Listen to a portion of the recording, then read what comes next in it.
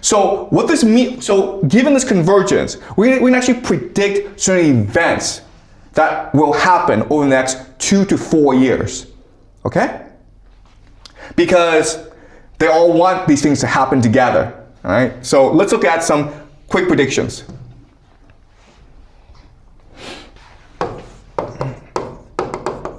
Okay? First prediction, of course, is that the US will use ground troops.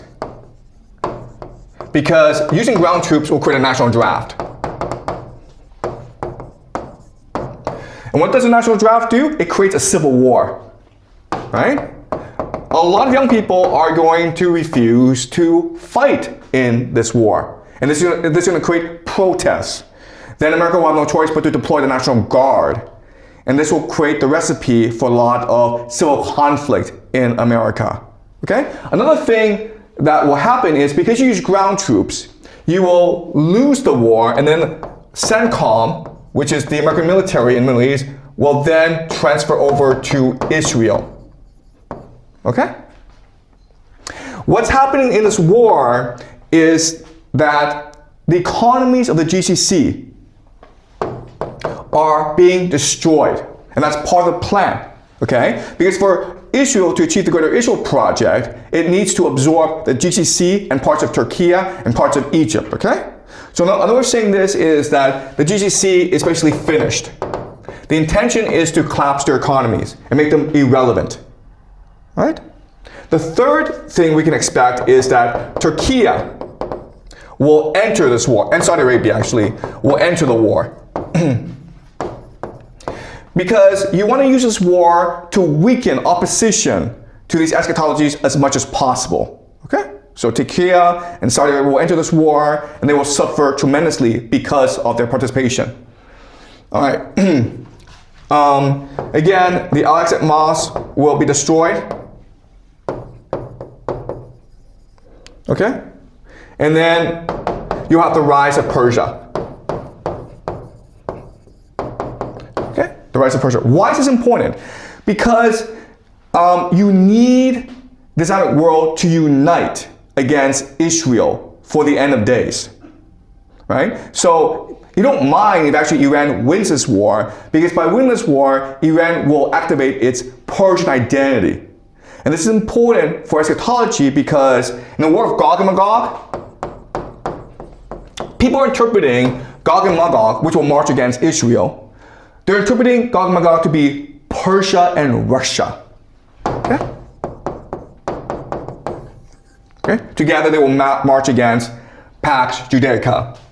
Number 6 is that in Israel, you will achieve the Pax Judaica and the Greater Israel Project.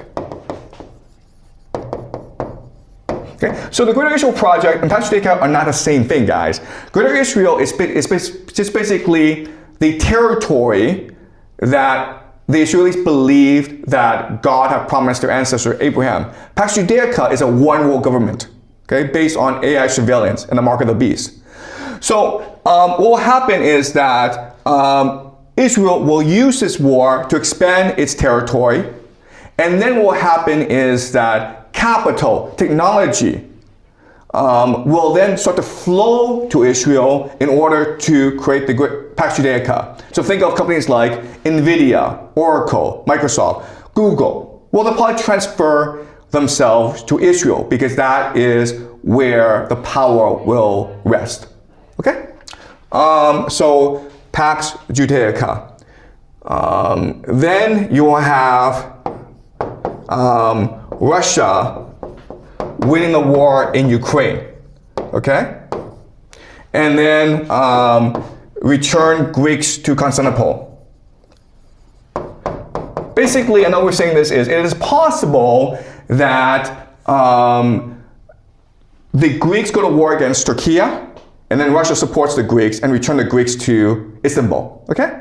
But then you're like, wait a minute, Turkey is a NATO member. Well, we can also expect destruction of Europe, okay? The end of NATO, basically. So, this war in Ukraine it's not just about Russia protecting its borders. This war in Ukraine is also meant to achieve orthodox eschatology, to destroy Europe, to destroy NATO, so that Russia can achieve the third Rome prophecy. That means the destruction of Europe. So I will discuss the Russian-Ukraine war later on as we go along, okay? But what I'm trying to show you is that just by, okay, analyzing the most extreme eschatologies of different religious traditions, you can then, from this analysis, pick out points in which they agree. Okay?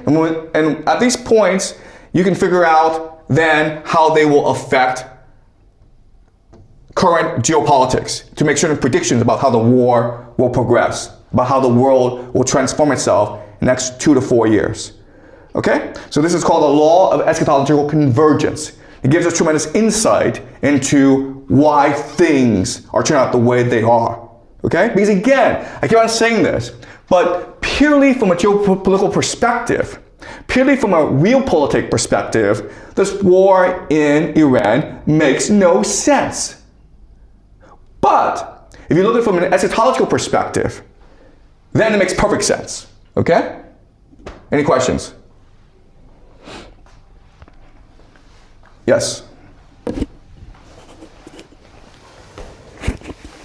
But I think, like, if we look into the war between America and Iran, I think Trump is trying to destroy Iran as the same way that he destroys Venezuela, but it fails, which led Iran to fight back. So I think this could also explain in a political way, but not religious. Okay. All right. That's a great point in that, listen, there's an explanation, which is that Trump is just stupid. He's arrogant. They had too much success in Venezuela. They go into Iran, and they think it's the same thing. And now they're losing, okay? And because they're losing, they are just panicking, okay? Okay, that's true. And if this explanation is true, then what will happen, what we can expect to happen is that Trump declares victory and goes home. Okay? That's what we can expect. And if the US does go home, then you're right. Okay? So we can expect, but sorry, the question then is what happens next few months? All right. What you need to understand is this. War is not simple. Once you start a war, you can't end the war. All right, so let me explain really quickly why, okay? So you have Iran, and the main advantage that Iran has over the United States is the GCC cannot defend itself, okay? Because it's just a desert. And Iran, it's a mountain fortress, so it can shoot rockets, it can shoot drones at the GCC, and the GCC can't defend itself, okay? Before they thought these US bases could defend against Iran, but now you recognize these US bases can't defend themselves either, okay? All right, so the other thing that Iran did was close out the Strait of Hormuz. Okay, so he closed out the Strait of Hormuz. And this is important because the GCC then exports oil to Asia and gets back food, okay? So the GCC basically requires the Strait of Hormuz in order just to survive, okay? Now, let's just say that US, Donald Trump's like, you know what, screw this. This is a stupid war, the Middle East is stupid, we're gonna go home, okay? What happens now? What happens is that Iran says to GCC, hey man, you attacked us. You destroyed our infrastructure, you destroyed our economy, you have to pay a compensation, okay? Right? Also, hey man, now we control the Strait of Hormuz, so if you want to use Strait of Hormuz, you have to pay us a toll. You have to pay us a tax. Right? So all this money of the GCC, before it's going to the United States to fuel the US economy, now where does it go? It goes to Iran. Right? That's a lot of money, man. We're talking about trillions and trillions of dollars. And what will Iran use with this money? It will use this money to repair its economy. So in 5 to 10 years, this is going to be an economic miracle. where now Iran is able to industrialize really fast. And as a result, what's going to happen? What's going to happen is that the United States leaves the Middle East, Iran becomes the superpower and controls the entire Middle East, right? Now Israel has nuclear weapons. And so what's going to happen is that Israel and Iran will sign a peace treaty, okay? But the United States won't be involved. The United States goes home, it doesn't get any money from the GCC, and what's going to happen to the US economy? It's going to collapse. Why? Because the entire US economy is based on the stock market, on finance, on AI, on investment from the GCC, right? So the question then is, can the Americans go home? The answer is, no, they can't. Because if they go home, their economy is going to collapse, and the people are going to have a revolution anyway. So you're better off sending people to Iran than have the people in America cause a revolution, right? Okay? So you're right in that it's possible that Donald Trump made a mistake, but it doesn't matter if it was intentional or accidental. You have the same outcome.